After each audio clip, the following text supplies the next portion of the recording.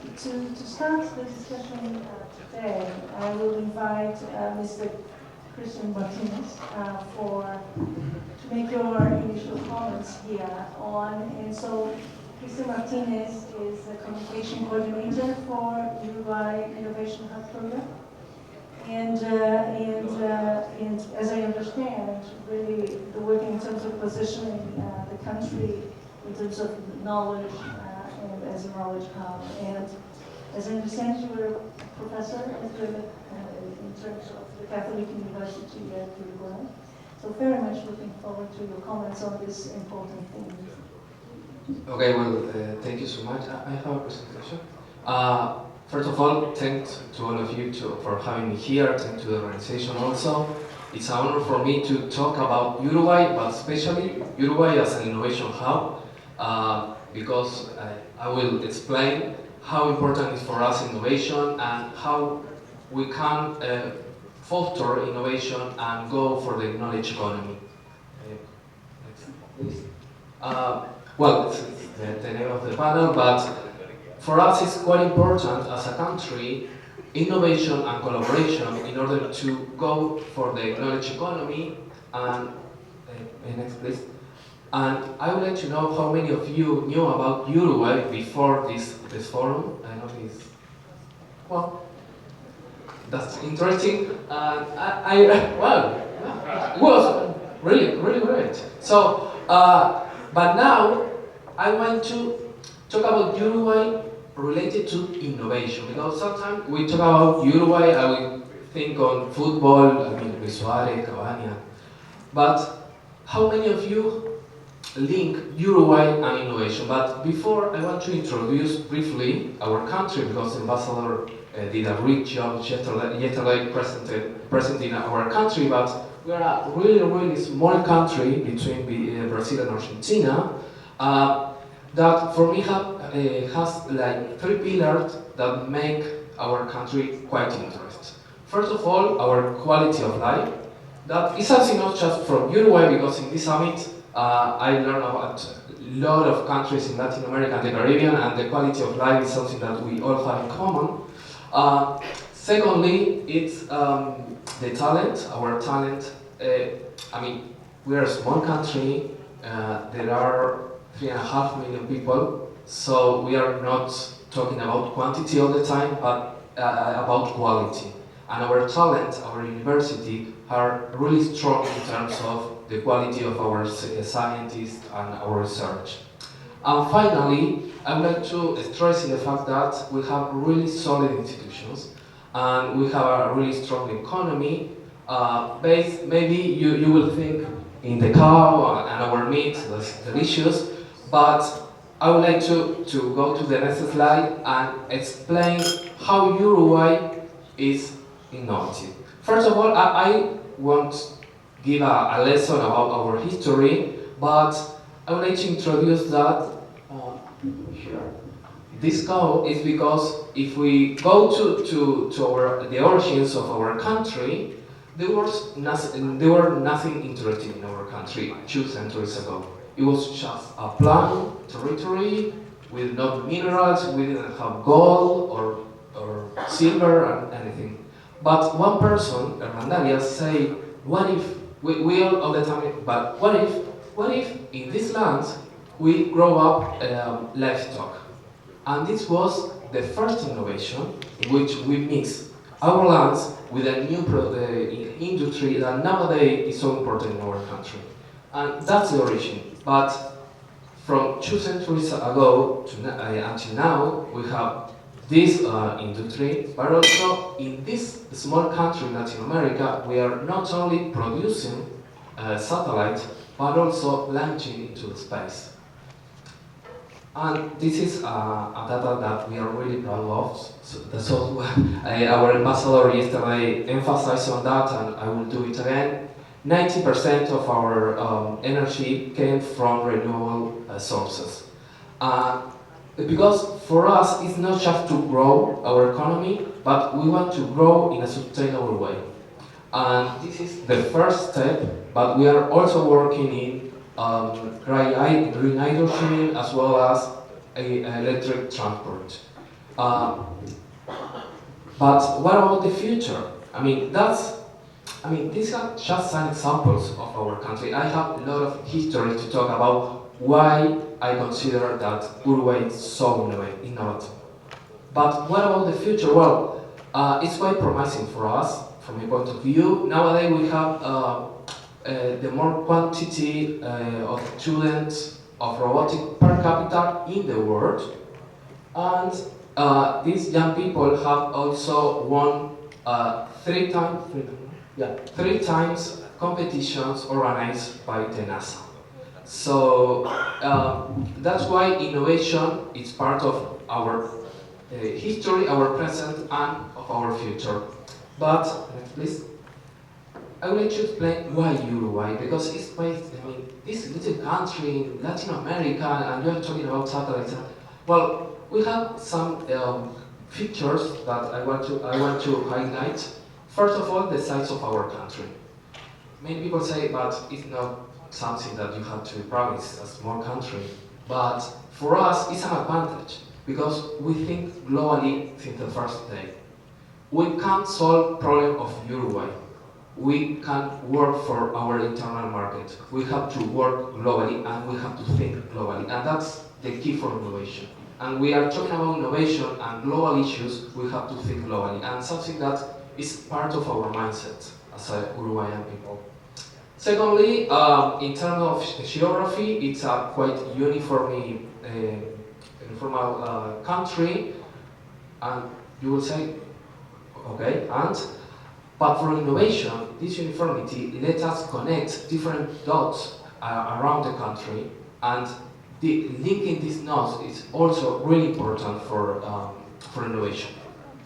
I'm running out of time, so I will accelerate, but we have also diversity in our population, as most of the countries of Latin America and the Caribbean, and that's also really interesting, because if we want to think differently, and I want to think and came up with the idea out of the box, we have to have different point of view of different topics, and that's something that you will find in Uruguay, as well as our critical thinking.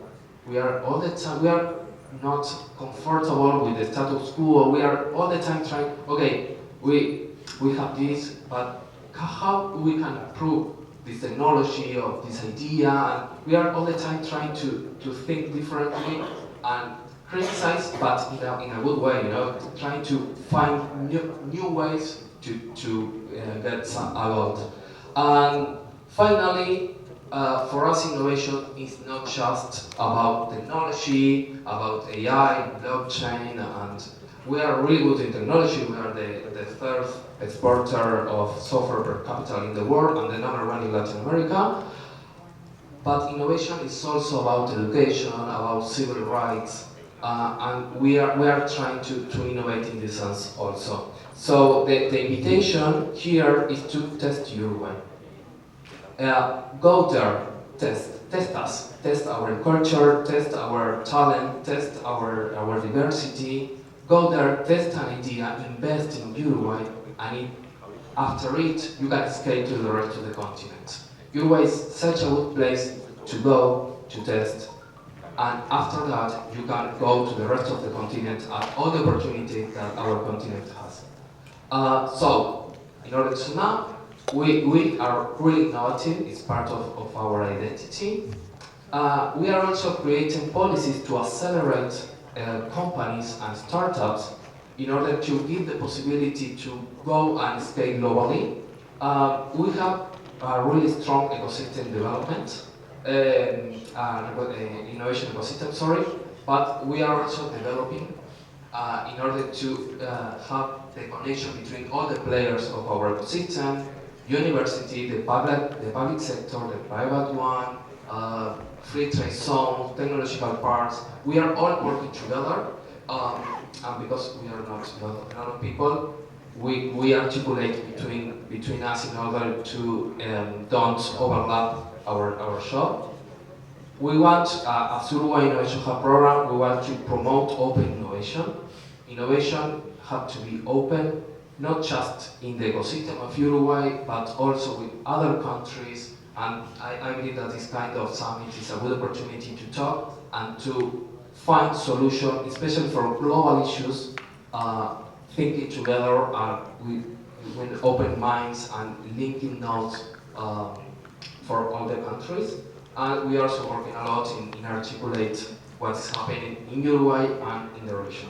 So this is the invitation. Test Uruguay. Go there, it's worth it.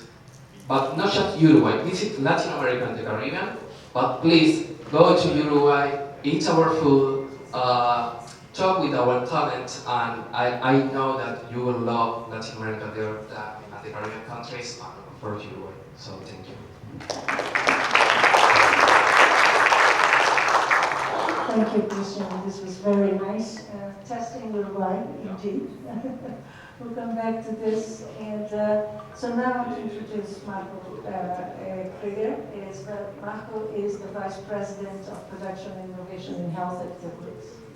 And Marco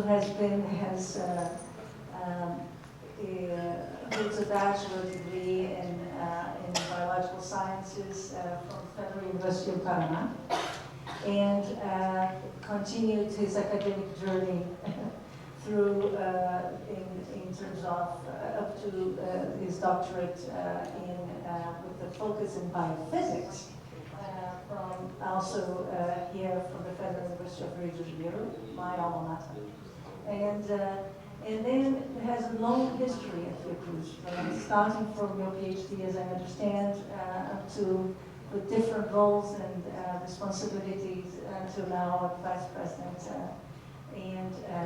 of Production and Innovation in Health, which actually covers this in a way very fitting with your background and the different roles that you had within the organization. So very much looking forward, Marco, to your presentation and your discussion in this panel today. Go ahead. So thank you very much, Isabela. Thank you for the invitation to be here. I will try to discuss parts of the innovation system that we have in Brazil.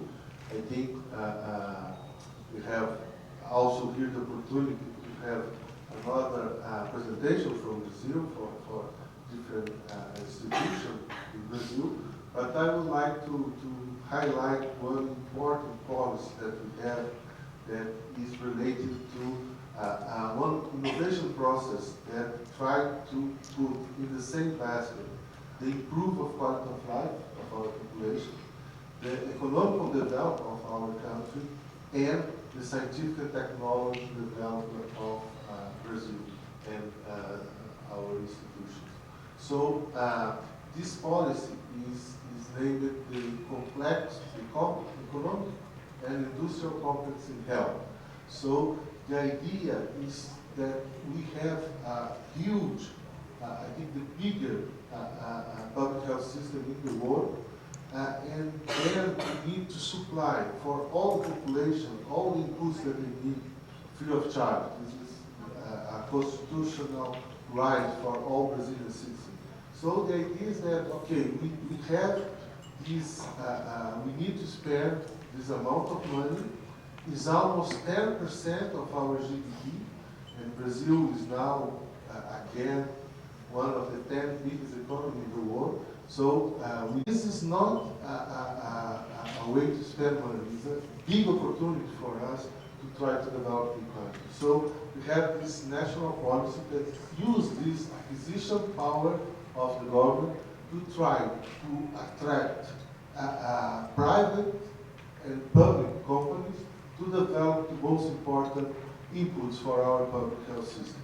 So this policy, I think, we start this policy almost 12 years ago, and we have different phases. So the phase one was to improve the pharmaceutical company using the generic medicines, and now we are moving for the new generation of products like the biotechnology, the new genetic therapies using the same approach. And using this policy, what we have seen in Brazil, even with some difficult times that we have during these 12 years, the pharmaceutical company in Brazil grows 20% a year since the beginning of this century. So it's really a policy that supports the economic development of the country, and we need to highlight some points. Almost 50% of the jobs in Brazil are related in some way to the health system. Almost 35% of all the scientific activity in the country are related to health. So we are trying to connect all these activities, and this is, I think, the most important point. We have one policy that is not centered in just the Ministry of Health, but we have, together with the Ministry of Health, the Ministry of Trade, Industry and Development of the country, and also the Ministry of Science and Technology. So this supports us to invest, I think, for the next 2 years, the idea is trying to invest almost $10 billion trying to attract companies from outside Brazil to do the production in Brazil. This is really important. And not only do the production, but bring the technology for us in order to we use this technology for different products. I will give you just an idea about how this policy works. I belong to Fiocruz Foundation, Fiocruz. I worked in Fiocruz for a long time, more than 35 years. I started there as a PhD student, and I worked as a researcher, and then I moved to the development of products, to be the director of one GMP, one good manufacturing practice factor for products for health. And here I think it's important to highlight also that innovation in health is really more complicated than innovation in other fields, because the standards of production is quite high. So we need to have infrastructure that can guarantee that this product is safe. We need also to have a strong quality control and insurance system to guarantee that we can use this product in humans. So even if we have good ideas in the university, it's not so easy to transform this good idea in products. We need to go for a system that can produce these clinical batches, and also we need to perform clinical trials to prove that this proof of concept can be used for the benefits of society. So I will give you a short, please stop me. I will give you a history about my institution. Our institution was created 125 years ago. We used to say that 125 years in Brazil means like 500 years here, because you know all the political and economic situation that we faced during the time. But we were created to produce locally the serum against the plague, because at that time the city of Rio de Janeiro was closer to the international trade because of the sanitary situation of the city. And at the same time that we have the plague, we have also smallpox and yellow fever. And Oswaldo Cruz and his team at that time, in less than 5 years, they controlled the situation in Brazil using the best science that they have at that time.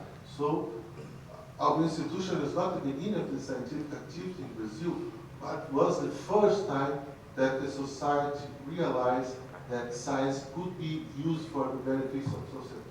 And this is innovation for us. Try to use the best science for the benefits of our population. So since during this 125 years, we bring a very complex ecosystem. We came from basic research to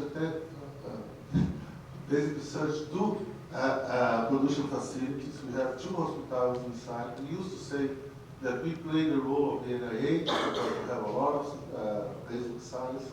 We play the role of the CDC because almost 70% of our surveillance system are located inside of Fiocruz Foundation.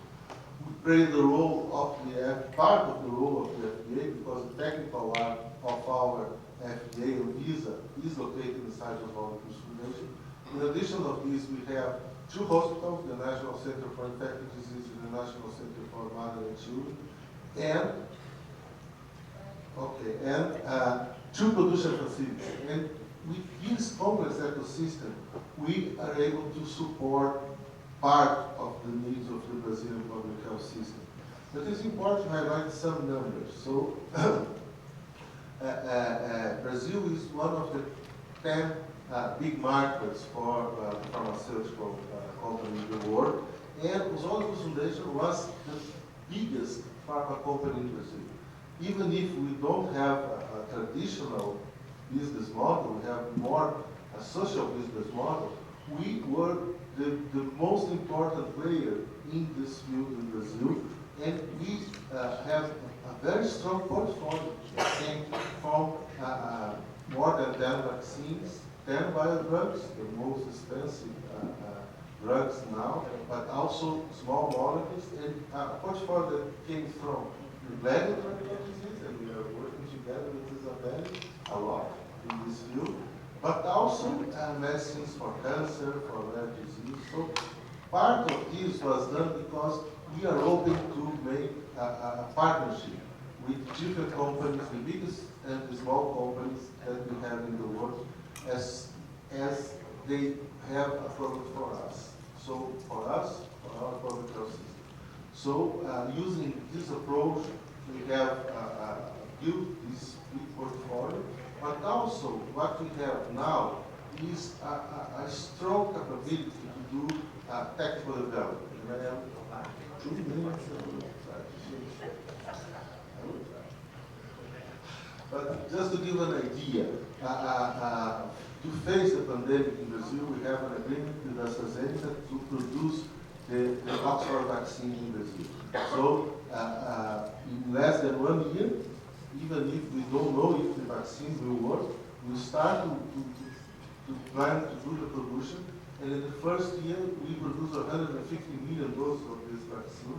Just to give an idea, for the other 10 vaccines, we used to produce 120. So we almost duplicate our capability because we still do the production of the traditional vaccines. But this pandemic brings to us new technology. So the new vaccines that we use, the mRNA vaccines, the viral vector vaccine that was one that we use, they change the way that we produce biologics because they use our cells to produce the proteins that will stimulate our immune system using just the genetic information inside the cell. So for this was really a big transformation in the world of the biotechnology world. And the important point that I would like to highlight, and I am coming to the end, is that these new technologies not only used for vaccine, but can be used also for the treatment of cancer, for instance, for rare disease. So for us, it was a very good opportunity to receive the new technology. And what we are trying to do now is trying to use this new technology to face another emergence for our public health system, that is the cost of the new treatment. Just to give an idea, we have now the conditions to treat in a different way some kind of cancer, but the cost of the treatment is really expensive. It's at least 10 times more expensive now in the market than they used to be with the traditional approach that is not cheap, it's also expensive. And for rare disease, this is really amazing. We now can save the children that we are not able to save 10 years ago, but the treatment is about $3.5 million per treatment. So this will give, just for the United States, they are having an idea that we will spend $50 billion in 2030. And this is more than all the money that we have for our public health system. So the only way to face this situation is to incorporate the technology. And this the opportunity to use this new technology to face the pandemic bring us the opportunity also to try to use the same technology, not only for vaccines. So the important thing that I would like to say is that, first, we are open to deal with different players. We have the conditions to do the technical development of products for health. It is not so easy, and we have a different business model that can help the small startups or the academia to develop new products. And we are using the best technology to try to face the new challenge that we have, but also for the old problems. So the same technology that we are using for the new vaccines for COVID, the treatment for cancer, we are trying to develop vaccines for leishmaniasis. So this is the approach that we have, and this is just possible because we have a policy in Brazil that tries to use one of the rights of the population, not only to guarantee this right for the population, but to use this as an opportunity to improve the quality of life and also the technical development and the economic development of the country. Thank you very much. Thank you, Marco, very much. And particularly, and I think we're going to come back to this as part of our session and discussions, right, on this element of the integration, right, of the industrial complex and how this is particularly relevant in terms of the life sciences, right? So now shifting gears, right, from life sciences and health a bit further and to John Tay with the presence of Changemaker. So John Tay is really this seasoned ICT industry professional with over 40 years experience. I was reviewing your bio and really impressed because of the diversity of the industries that you have worked. There's banking, aerospace, healthcare, telecommunications, and really working with different roles, right, in terms of consultant, advisory role within the systems and so on. So please look forward to your comments in relation to this innovating to collaborating with them. Okay. Very good afternoon. Hopefully, I know it's Friday. I hope the traffic out there is okay. First, I'd like to thank ISI, and Excellency here, ladies and gentlemen. I know it's Friday. It's good. Can I have the slide up? Okay, thank you. So basically, we're going to talk about innovation. I think it's a very big topic, especially right now with AI and so on. Marco mentioned about healthcare, and I was part of it as well during my early days of my career. Okay, in the interest of time, let me go back to what I'm trying to share. Basically, I'm the founder and the president of the Changemaker. People say, what is Changemaker? Basically, we want to bring, uniting everybody together, collaborate, across the border. That is our main difference, rather than we are siloed in one country. This forum is very interesting. I had some interaction, I think with some of my staff when I was based in US for many years. So I think Uruguay, South America, or Latin America, you may call it. Some of my staff from there, so I have a little bit of it. But then when I moved back to Malaysia, I got disconnected. So hopefully in the near future, I can be connected back again. So that will be very interesting. Okay, let me share with you what I'm going to say. Okay, yeah. I think I'll skip who am I a little bit, so I've been involved, plus 40 plus years, so, in different industry. I don't know whether it's good, maybe it helps me, throughout my career, with different experience in different verticals. So currently I do quite a lot more on the Asia Pacific, hopefully we can get connected to the Latin America and so on, the Caribbean. Okay, basically Changemaker, our vision is to basically, very simple, stamps. I think a lot of people know stamps or STEAM. I like to call it STEAMs because arts can play very, very important as well, not just science and technology, and then basically to create a sustainable ecosystem. That's always very challenging, you can have the best idea and so on. It's sustainable, you don't have funding, you don't have supports, it will slow down by itself. So our mission is to basically, get all individuals, corporate, academia, association, government plays a very big role, to basically, tapping, the what do you call that, the across the border technologies and collaborate. We don't want to do alone. You don't have the manpower, you don't have the people, you don't have the funding, the costs, and so on. So basically, our mission is to see how we can collaborate. I'll share with you a little bit of what I've done in the past. Okay. So basically, Changemaker, we provide trainings program. We talk about. It's very fortunate. I'm very happy to be here today with the forums. I'm seeing a lot of ecosystem verticals, I like to call it, for minerals. A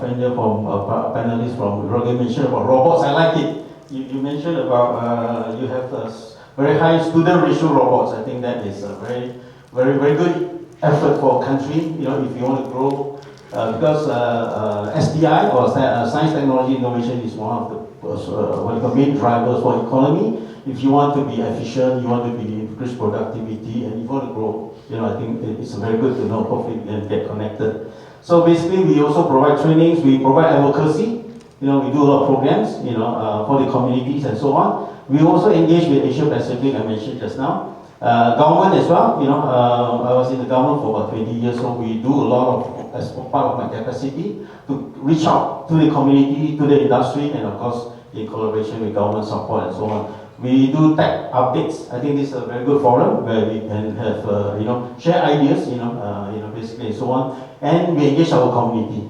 local. And I also do across the Asia Pacific communities as well. So hopefully we'll get connected again. So some of the areas that we focus on IoT. I think everybody knows what is IoT. I promoted IoT back in about 12, 13 years ago. Nobody knows what is IoT. And I learned it, from the Japanese, so there was something quite interesting. So I think right now, all of us are using directly or indirectly. If you have a smartwatch, you have some sort of IoT. We have cars, we have, smart homes. You have, I think, a lot of agriculture. From Latin America, agriculture. We're talking about minerals and energy and so on. So you need a lot of technology there. So we also do programming, we do 3D printing, which is something we started using 3D printer. So that was the early days maybe about 10 years ago. That was the early stage, the first time I saw 3D printer. Wow. I thought I only have printer at home. Now everybody buys a 3D printer for Christmas and for the children and so on. So I think it's very good. Drones, robot, we've been doing that because those are very catchy for the communities, for the student and university. They want to get into it, see how drones, robot can do. I think it's a fact now. You look at smart manufacturing, you look at automobile. You need automation. Robots and drones will play or agriculture. I see yesterday presentation was nice. A lot of agriculture, fruits and so on. So that was good. E-commerce, digital transformation. We can't run away with it. And again, it's e-commerce and digital transformation. So we also do AI, we do blockchain and Web3.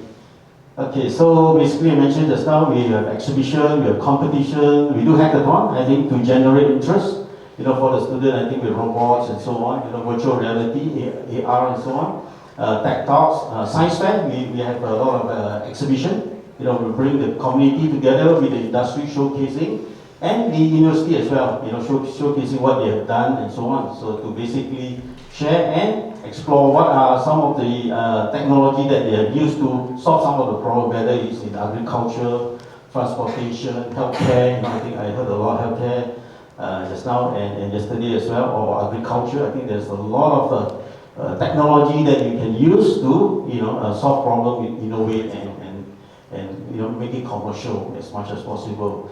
I mentioned just now, we do also international trade show, educational visit. We bring SME to overseas as well, and vice versa as well. So that is something. We also, throughout our engagement, we also do placement internship for students who are interested to explore, so that they can work with the companies, maybe like 6 months to a year, depending on the internship of the university. So that is so a lot of opportunities. A win-win situation, for companies and for the students, who are maybe in the final year project or third year program. So, and then we want to connect the supply chain and ecosystem. I think that is the key. where all of us can collaborate rather than we try to do on our own.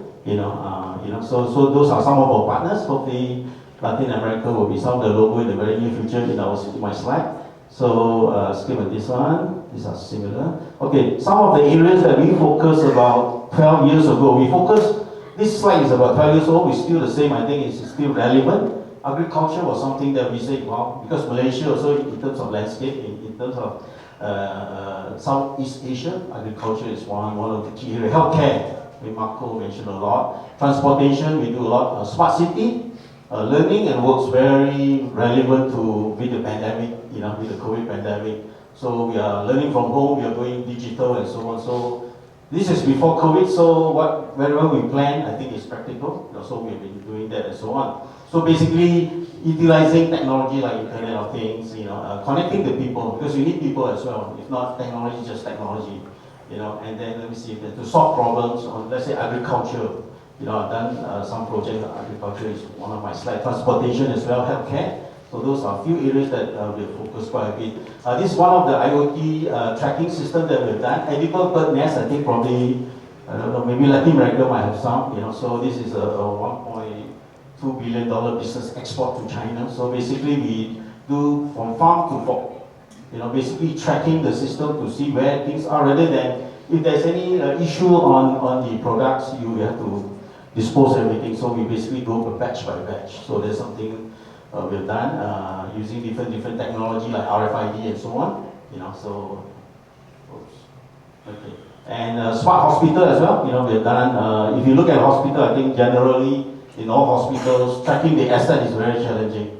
In this prototype we've done is tracking all the assets like linen, blanket, pillows and so on. You need to dry clean. Normally in the past they were counting or they were weighing when they send out the laundry 1,000, come back 900. So there's a lot of item loss, and it's very costly also. So we use RFID. If you see one of the tag, we tag into the material, sew into the material, and it's washable. So it's still good. So they do not have to count how many they send out, how many came in. They just use the RFID reader.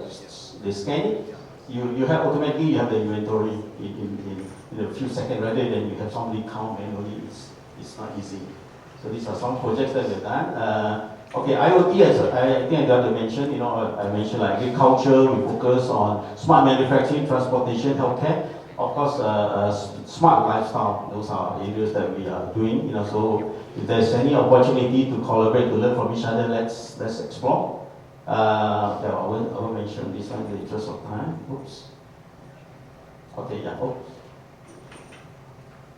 Okay, really fast, okay. So these are some of our past partners, that we are dealing with from government, from academia, universities, and what do you call that, industry as well. So a lot of them, we are still with us, and we did one of the first hackathon, 5G hackathon in Malaysia, in one of the top university in Malaysia. So some of our VR, we also collaborate with AT&T in US, and a lot of IoT. We do a lot of advocacy on IoT so that we can engage the community, the industry to come in and support. Of course, government is there.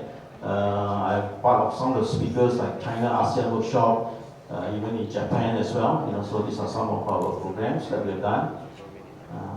ASEAN Hackathon, I think is something that we hope that we can collaborate with Latin America. Basically, we bring all the ASEAN members, 10 of them, plus the CJK for China, Japan, Korea as the member states.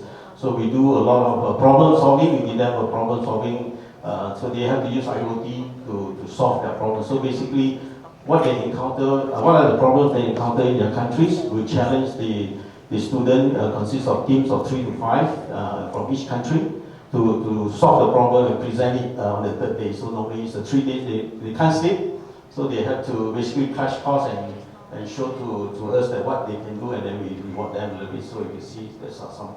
And also, I created one of the first 5G international conference. That was probably one of our big show in 2020 before pandemic. So that's like 2 weeks before that. Then there's the COVID pandemic and so on. So these are some of our invited worldwide. We have about 25 international renowned 5G experts came all the way around the world to Malaysia. So that was something on our highlight. Oops, okay. How do we do it? We have communities around Malaysia, and of course in ASEAN as well. So basically, like I've divided into zone. Maybe the local people will know we have like north, east, south, west. So basically, if you look at Sabah in the Borneo states, we have people because alone we can't do it. So basically, we try to replicate ourselves, and so that the local people will be the local champion. We want local champion, not one person, myself, and there's so much we can do. So we have, basically we collaborate with the local people, the local university. Because university will have the professor, the students there to basically, we guide them. We did the programs that we have mentioned our focus area. Then they will teach the students, the communities, and the local industry as well, or SME as well. I mentioned just now, these are some of our activities throughout Malaysia, those who are familiar with the landscape of Malaysia. So we got a chance to travel, we got to learn the local culture and so on. Because even in Malaysia also we have different let's say in Borneo especially, the way the language could be challenging also, so very interesting. Besides sharing science, technology and innovation to them, so there's a lot of challenges as well. Most recent, I signed a few MOEs with China companies, so basically we're going to start collaboration in 2024 to see how we can do technology transfer and collaboration, even as simple as a webinar tech talk, so in fact, next week we're doing one in Johor, the southern part of Johor, so let me see, okay, these are more recent. We have a program called Kuala Lumpur Engineering Science Fair. It's about 50,000 visitors for 3 days, so we welcome anyone to come and join us to basically share technologies to the community, to the public and so on. One thing I'd like to mention or end with my presentation is during COVID, right, what do you do? Most of us are look back, right, 2020, if I'm not mistaken, March. So we got a call from hospitals say, oh, we don't have enough face masks. I'm quite sure it's the same problem faced by all countries. I even have friends from China say, can you send me some masks? We don't have any. Because the outbreak was like, a lot of us doesn't know anything. So what we did is I got a call, I think it was 11 o'clock. Hey, I think we have a big problem. What can you do with technology? So what was needed at the time was face masks, PPE, they call it, private, I think the doctor probably, medical would know. You need to protect the frontliners. And nobody knows. And the worst part is I just have my conference 5G in Langkawi. We have 500 international guests. It's like, if any one of them in the hall has it, most likely we will get it as well. So the calls came, and we never expect that was not part of our program. We need to do, and you cannot get, even if you have money, you cannot buy a mask at the time, right? So what we did is we used 3D printer to basically print the frame. And then if you see the diagram there, then we use the transparency, in lecturer, you write transparency, and then we went to shops who are selling books and said, at that time there was lockdown, you cannot even go out, so we have to go through many ways to buy from whatever they have. Then you need the filament for the 3D printing. We basically, it was sold out, we tried to get from anywhere. Everything was shut down, even logistics, you cannot transfer this and that. You cannot go out. Some of our members who went out were stopped by police because it's like, you don't go out, you don't go out because you don't know who is out there, who might get COVID. So that is something that how we use technology, science and technology to innovate. It was just a call that came in. So I said, well, I think we have a big challenge. Let's see how we can help the frontliners, the doctors, the nurses, the police, everyone that is on the front, that is helping to save us and save the world. Okay, I will end my video is something that I captured it. I think it was worth it, all of us went through. This was the early days. This is where, the hospital, they were using this as their face mask, using plastic. That was the best. So we have a lot of 3D printer. I have, like I say, I have partners all over Malaysia. So we use all the 3D printer. The best part is all the 3D printers are in university, and it was a lockdown. No, you cannot even go to university to bring the equipment out or do anything, because even we talk to the vice chancellor, some they say, oh no, this is based on government direction, you are not supposed to get out from the house. But after a while, we managed to say, we'll go in and take the 3D printer, we'll do it at home. And then, so these are some of the doctors, I think they really appreciate what we have done, a little bit of what we've done. I don't do it alone, it's our members, community that helps using technology to print. We have so many versions of the design of the face shield.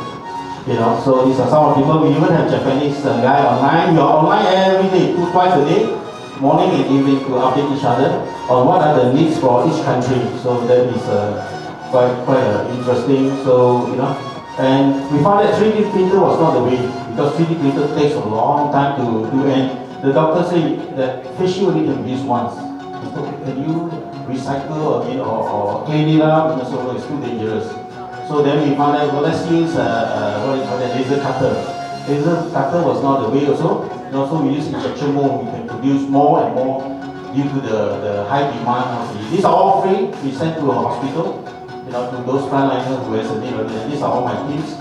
So that's basically all for my presentation today. So let's collaborate with and let's be creative and innovate using science, technology, and so on. Thank you very much. Yeah.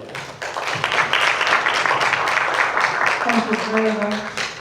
And, at this point, I'll give the floor to the ambassador from Cuba. Thank you very much for joining us. Thank you very much. First of all, thank you, IC, for inviting us to this event. I thank especially to all of you who are still here so late at this moment. I promise to be short, I try to be very concise, and especially to my colleague panelists. In this case, it's literally, we are not saving the best for last. It's totally the opposite. So you are the experts. I'm just, I will give the vision from more the contribution and the government vision on how forging synergies in technology and innovation can literally bring about not only solutions for the entire society, but it can bring about economic development. I was listening to Dr. Marco, and I was actually coinciding. We have so similar humble beginnings when we all started back in the 60s in Cuba, trying to simply substitute medications that we could not get anywhere else due to logistical reasons, to financial, and in our case to sanctions, that we could not get those medications. We start producing our own medication, only that. And by the way, the model was evolving step by step by bringing more innovation, and the technological change that was about in the 1980s with the biotech industry was the one that gave us the first startup to changing the pattern from simply substituting medications to growing into a high-intensive, value-added kind of industry that can promote economic change and can promote a synergy all over the country in different areas. And that's how our industry, the purely pharmaceutical industry, was growing through research and development into an entire new phenomenon that has reached. And now, if I can have the presentation now. You don't have it? Okay, that's okay. We will do it later. At the end, I want to put only a slide that shows from where it started, where it is today.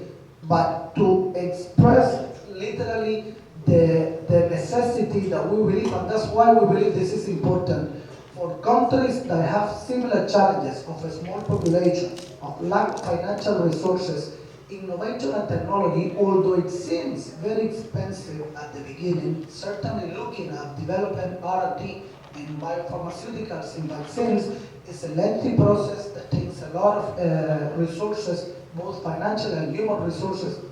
At the end, it's the cheapest way for us. I was looking at the numbers. You did not mention the numbers, but certainly it's staggering. 10% of the GDP of a country like Brazil for buying medication is a staggering number. And certainly, if we all develop synergies to work together to cut the process in time, to take the benefit of the intellectual property that we have mutually access and develop up to a certain moment, is the way forward. That's why I believe in synergies in this area, and I truly believe countries like Malaysia, in this part of the planet, COVID taught all of us that we cannot wait with a bag of money to go and buy what we need when we are affected by a major crisis like a pandemic. We need to build some capacity. We need to have some capacity, even though if it is only to filling and bottling vaccines at a certain moment, but that is not enough. We need to have a capacity to develop our own products on intellectual property. It's not bragging about what I'm going to say. When pandemics struck, we had to face a difficult decision if we get in line with the little money we have to wait for vaccines, or if we do something else. We decided we were going to do our own vaccines. And we developed 5 COVID vaccines in less than 1 year. We did our entire vaccination campaign, the country without vaccines, and the results were much better in some cases and in some segments of the population than if we use the ones that were somehow applicable in the rest of the planet. We did that not because we are smarter than anyone else or because we have a magic ball. It's because there was a system in place that were working together in the synergies of the biotech research centers to the industry, going through the university, going through, even at that time, the SMEs in Cuba. You were mentioning when they were making the mask, we had a serious problem with the ventilators. We did not have enough ventilators. We could not get ventilators for the patients in ICUs. And that problem was solved by a small SME in Cuba that they went on with 3D printers. They started building all the components that were later assembled, and we had to develop our own ventilators. That was the only way out. We could not bring it from anywhere else. Everyone was in lockdown, nobody had enough. Whoever had some stockpiling was literally keeping it and not distributing it. So 14 synergies is a must. Technology is here to help us cut the process in time, to help us take the benefit of improving the well-being of our populations, and at the same time, we can make a profit. It's an industry that can literally generate revenue. It's an industry that can make universities, that can make the industry come together.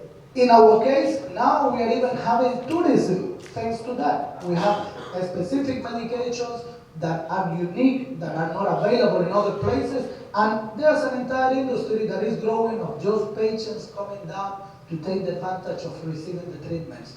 So the connotations, agrotech, veterinarian products, the apply scientific process to the agriculture to get higher yieldings, to get better crops, to reduce the use of chemical pesticides, which is, again, I'm going back to the Sustainable Development Goals, is also through technology. How can we all come together on this? Well, what we offer all the time. We say, we're going to start, in the case of Malaysia, and it was highly publicized, you started developing a program, what is called a vaccine program, I think is the name. It's a huge program, with a lot of money, to develop a capacity to have your own vaccines. Okay, but if we all come together, I'm pretty sure that some of the things that we're going to start doing right now, Brazil has done it already, and they have the intellectual property. Or some of other countries have the development that can come. We come together, we save time, we save resources, and we share the benefits of us. Not only for the patients, not only for the populations, but also the economic benefit. I was going to mention only one more synergy. We're talking about IT, and one of the trends that we're working right now at the biotech sector in Cuba with nanotechnology. Because we're working in symbiosis of nanotechnology, of nanoparticles that can deliver medication to a specific part of the body to treat tumors, to treat cancer. Things that are literally not only the medication, but how you deliver it to the point in the body that you want it. This is a synergy that was not existent before, artificial intelligence. All that is coming together. Those are the synergies that we believe can be replicated not within a country, can be replicated regionally, can be replicated with the right partners, and we all can take the benefit. That's what I believe. This is on the screen, some of the things that they are doing right now. The R&D slide, go back twice. Oh, I have it here. Oh, I have it. Back and forth, no? It's working. This is some of the R&D projects that are working right now in all sectors. This is one of them.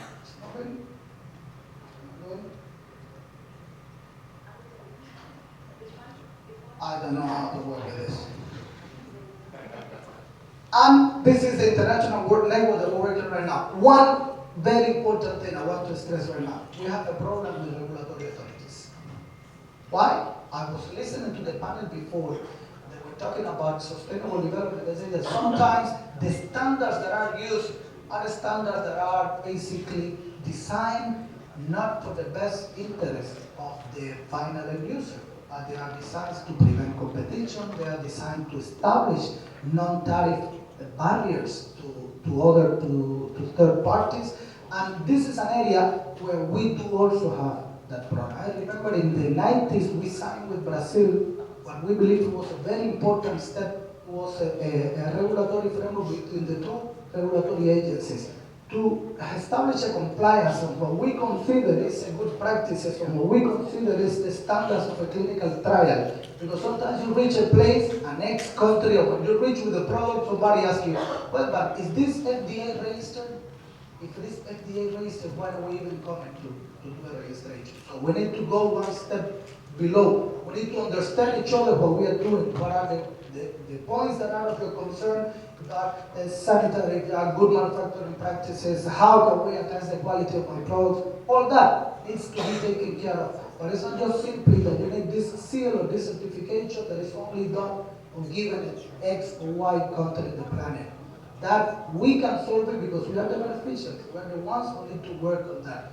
And those are the kind of synergies that we need to establish.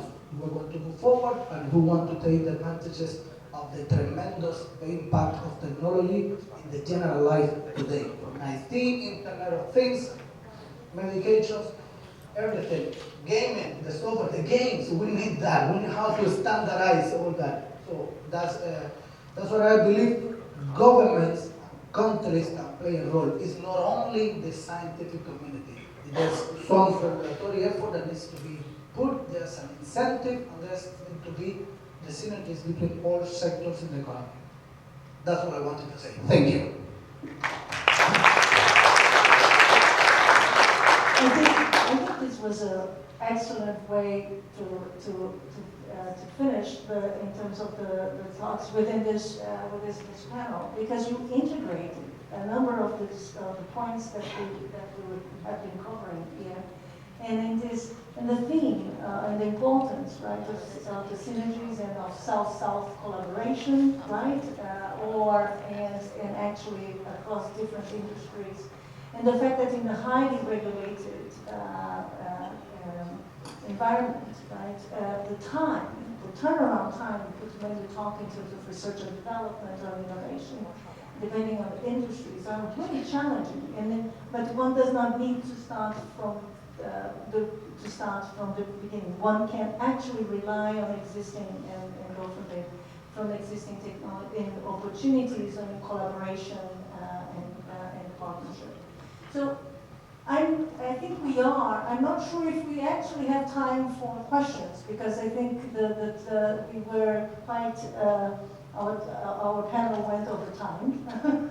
And I think that it would be wonderful to be able to ask you some questions. I have a number of them.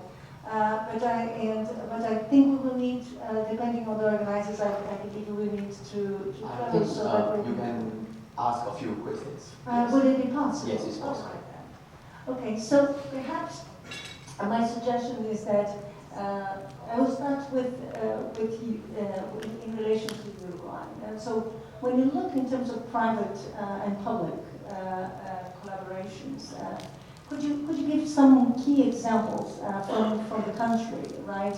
That would be for us to take forward, particularly those that, as one thing in terms of global trade, from that you could use as a food.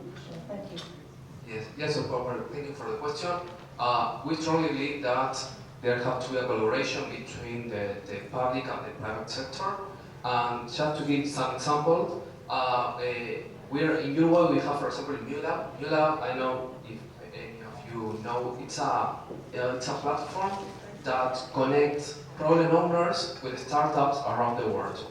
It's from Detroit, and with the national government, they attract MULA to be in Uruguay and to connect problem owners that are generally big companies with some issues or some challenge that they can solve for themselves. So they connect with startups from around the world in order to solve this problem. And that's something that is, I mean, New Lab is a great platform, but it's difficult to be settled in a country in Latin America, and it was a work together with the government in order to be there and help our ecosystem. And it works for the problem owners, but also in the other way around, because we have national startups, Uruguayan startups, that are working for big companies in Europe, for example, in order to solve their problems. And that's part of our panel and our discussion. You know, we had to work together, we had to create synergy, and New Lab is an example. We are also, for example, the national telecommunication company, Antel, in Uruguay, have an open lab focused on 5G technology. So if you're a startup, you can test your technology. For example, here in Malaysia, I know that you work a lot with drones, but maybe you want to make a proof of concept about how it works and how you can improve this technology, and you can have this space that is really controlled, and you can test your technology there, again, test your way. So this is another example that a public agency give to the ecosystem the opportunity to prove new technology and innovate based on this platform, or in this case, focus on 5G technology.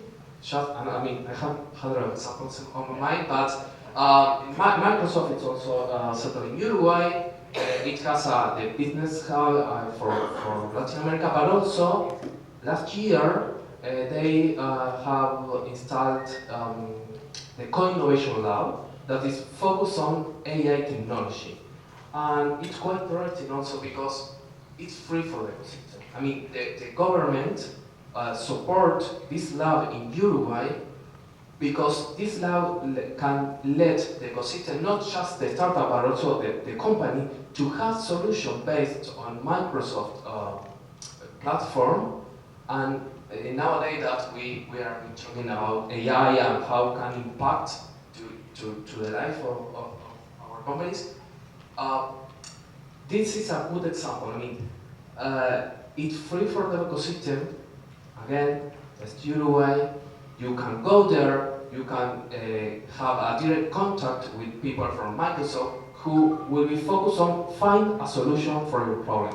And it's a good combination of public and private sector. It's an open innovation example. It's free for the startups, and that's important. We have to create the conditions to innovate in Uruguay, and the rest of the countries, of course. But we are working so hard to collaborate between public and private sector in order to do it. We have also open labs or this kind of platform in logistics, of course in new technologies. That's something that there are some examples that maybe I'll finish, but what's important for us is our ecosystem have to articulate all these players. And if you're a startup and you want to test your technology, or you're an investor and you want to invest in the place where all these startups have the opportunity to test and accelerate their solutions, it's not just the private sector or the public one. We have to work together in order to generate the condition for startups to scale globally from Uruguay. And we're doing it. But yes, there are some examples of platform to propel open innovation. Thank you. Thank you very much for this. And so as we talk about then this enabling environment, right, and the work that Brazil has done in terms of private and public partnerships, right? What would you say, Marco, were critical factors for success and key lessons from these years of work within the public-private partnerships that take place? Well, we'll have a lot of license learning. Not everybody goes as well as we intend.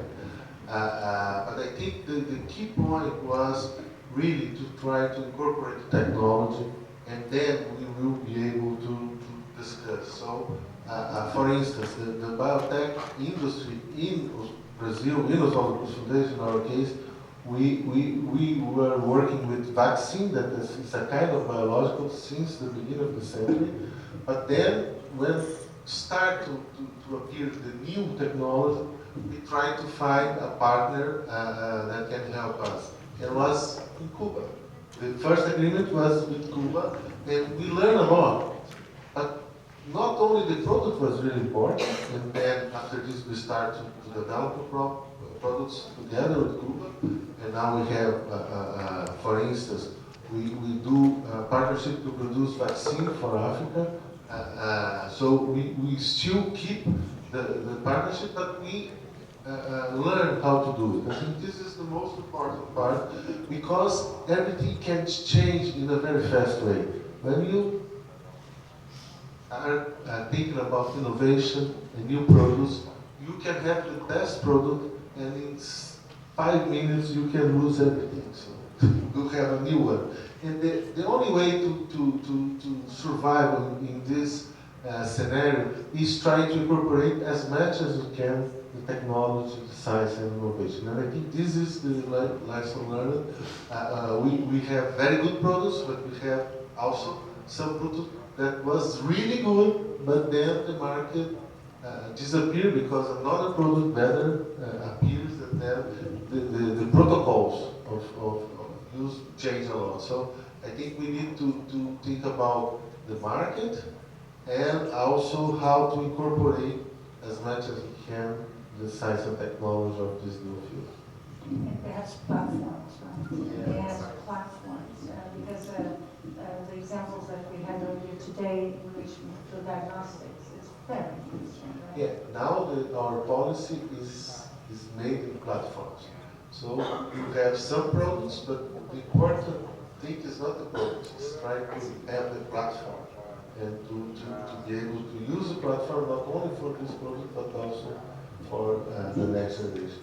Yes, and it's a key point, I would say, isn't it, as one innovates and thinks about rather than the product, but indeed the technology and its application beyond a single example here. But so perhaps one question for you is that one of the questions here about, as we think, right, about the digital divide and how to ensure access to the new technologies here.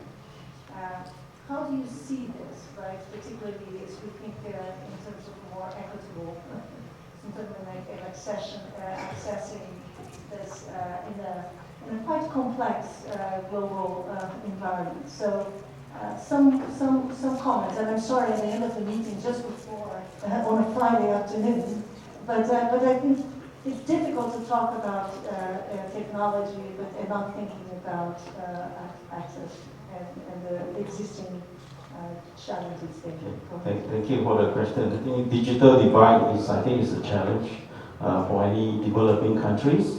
Especially I think if I look at if you look at Malaysia, we have the west side and the east side as well. In fact, if you look at Latin America as well, there's a lot of remote area.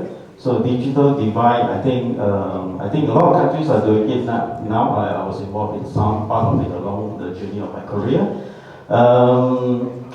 You need infrastructure. That's why I was involved in 5G as well. Hopefully 5G or 6G, 7G, who knows, will play a role, to basically close the gap. But I think it takes time. Infrastructure must be there. In terms of in the city, I think there's no issue, especially in rural area. If you look at Sabah, Sarawak, which is on the Borneo side, I had the opportunity to travel. It's still very challenging. Government is doing a lot of things right now So it will take times to get everyone to be connected, and then you mentioned affordable, everybody have access, at least the basic internet. What the government of Malaysia has done is we call it a center, a community center. They call it PETI, and now they changed the name to NADI. So basically, it's a center with full infrastructure, with internet access. I think it's quite good. From a very slow speed. Initially, it was very slow. Because you need to have access to good connectivity fibers and so on, so that you get a better throughput. So that infrastructure is there. I think I play a role in terms of bringing the content to them, whether it's e-commerce for the local community. First, I think there's a lot of challenges. It's not funding is one thing. Getting the right people, local champion. It's not easy to get good people on the ground to be able to teach. We can't go there every day because it's very far. I think quite sure in certain part of Latin America will take hours. I mean, even for here, it takes a day or sometimes a few hours, either by boat or by, to the rural areas. So in terms of that, I think that infrastructure has to be there. Government has to play a role. You mentioned TPP as well, private sector. The industry as well has to play a role, either whether it's a CSR or basically promoting their products or solution, and get the local community to be involved or identify the gap. What is needed? Maybe they might not need very fast internet, maybe they might need something more simple. So I think those are a lot more I can go through. Normally it's a very big area, but I think the digital divide will have to start somewhere around there, and constantly monitoring it and evaluate any programs. I've been involved with some of them. I think the monitoring and evaluation of it is very important, because you have so much resources and funding and so on, and you can't go to everywhere. So constantly reviewing your programs, your initiative, to see how you can refine-tune it and to maximize the outcome of it. Yeah, thank you. Thank you very much for your comments. And perhaps as we, perhaps to, perhaps for your, when we talk, reflecting on your talk, and because you addressed the challenges from the regulatory right, and perhaps earlier today we actually had a discussion really in terms of challenges, right? Particularly when we look from and procurement agencies and the way in which certainly health products is very. It can be not necessarily only an enabling, but facilitator, which actually in some aspects a barrier, right, to advancing in collaboration. But perhaps, therefore, the question for you relates to how perhaps international organizations could play a role. What are your views in terms of opportunities here for more and to facilitate and collaboration and partnerships? Is there a role in terms of international organizations in that? Thank you. Certainly there is a role, and international organizations would be the only way to warrant that whatever agreement that is beneficial can be ever be reached can withstand the pass of time, and especially can withstand the attempts for a specific cluster of sectors to hijack the agenda of the intellectual property. I know we were doing earlier today on equitable access to medicines in the morning. Unfortunately, I could not attend. I was very interested to learn, but certainly it goes. I believe the approach has to be from bottom up. It has to come from the scientific community first. The agreement on what are the concerns and the topics that they need to regulate. First and foremost, for the safety of the, in case of medication, for the safety of the humans, and then that needs to be translated into standardized regulations that are not derived from specific agencies or interests. In the case of clinical trials, you will know better than me, that some of the regulations that are applied to clinical trials are designed exactly to prevent some people to reach the same outcomes. It's not for the safety in some cases, and then international organizations, WHO, I think, plays a tremendous role in quarantine and assessing that that doesn't happen. It's not only what you do, it's what you don't do. On the kind of things that you cannot let certain sectors or clusters, as I said, to take it. WTO is not the place. We're talking about other kind of regulatory for trades, for tariffs, but certainly on the intellectual property front and intellectual protection, we fully agree that intellectual property must be respected, and the hard-earned intellectual property investment that's been done by our countries or by whoever must be protected. But is all of it really intellectual property or just non-tariff barriers? What part of it is actually protecting the knowledge, the scientific knowledge, and what part of it is only protecting the commercial interest of it? That needs to be literally separated and needs to be taken and tackled down in a common front. And that international organizations are the only place you can do. We cannot do it independently. It cannot be done in ASEAN, it cannot be done in Europe, it cannot be done in Latin America only. It has to be done collectively and multilaterally. Thank you. Thank you. It's such an important statement to finish a meeting as we're talking also about the role of these different organizations, but about the theme of empowering the relationship, right? Empowering relations between Latin America and the Caribbean and Southeast Asian countries, right? And this panel here today was actually, we discussed a number of examples, right? And experiences of these different countries and in different industries, and also, but in terms of the importance of actually looking for the synergies and opportunities here for collaboration.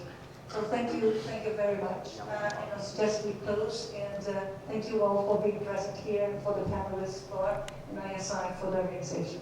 Thank you again.